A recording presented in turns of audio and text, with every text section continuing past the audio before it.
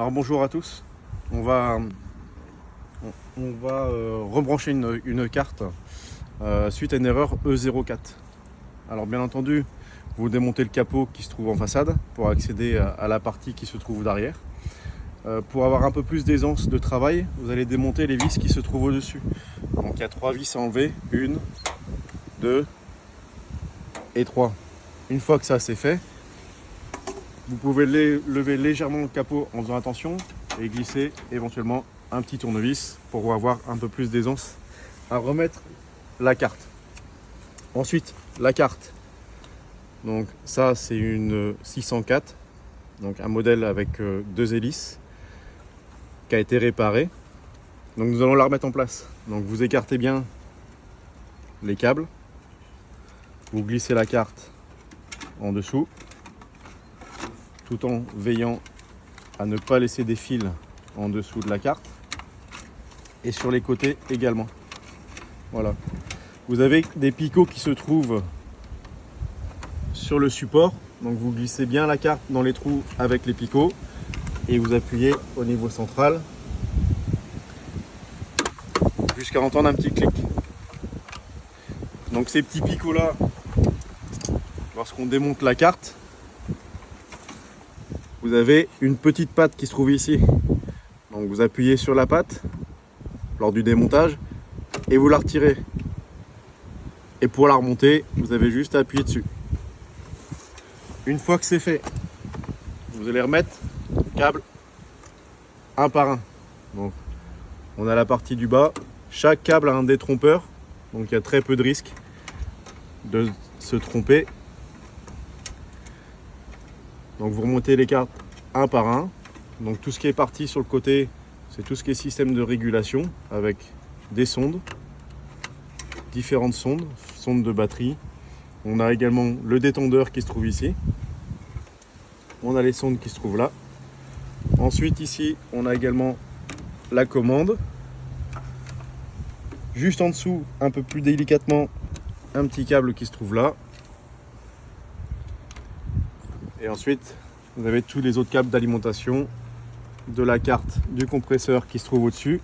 Donc voilà, c'est la carte qui est sur le côté. On vient alimenter la carte sur le côté. Ici, on a encore une petite sonde. Là, on a une petite alimentation.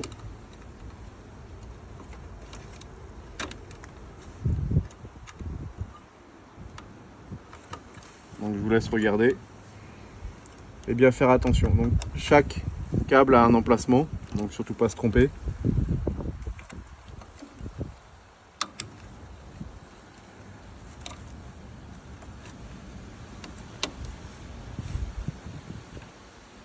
Les câbles ont une longueur bien spécifique, ce qui nous permet en fait d'éviter de nous tromper. Donc ils sont bien prévus pour aller à la bonne place. Il faut juste également prendre éventuellement des photos. Si vous n'êtes pas sûr, avant le démontage, prenez des photos. Et au remontage, vous pouvez consulter vos photos que vous avez prises. Voilà, donc on fait le tour. On regarde si on n'a pas de câble qui traîne.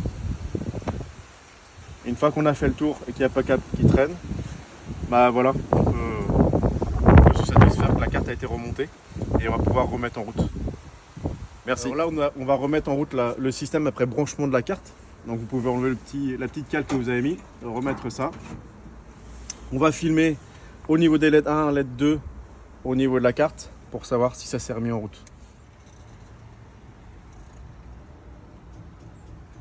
Donc là, la carte s'est remise en route. On a les différentes LED qui se sont allumées, LED 1, LED 2 et la D115. Donc la LED 2 et la LED 1 sont une interrogation de la carte pour voir si tout se passe bien entre l'élément et l'élément intérieur, et si également on a tous les câbles qui sont bien branchés. Une fois que la LED 1, la LED 2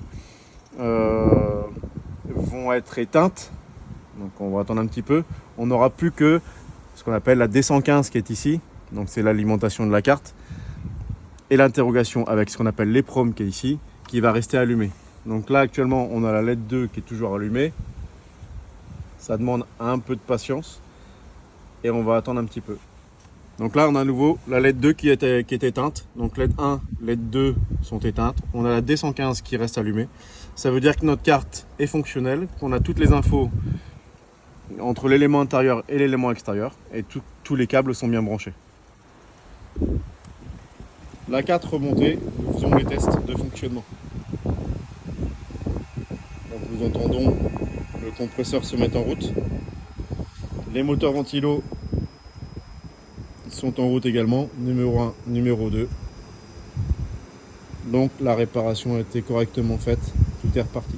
Alors effacement du code E04, on appuie sur la clé molette et le 7, on accède à l'historique des codes erreurs.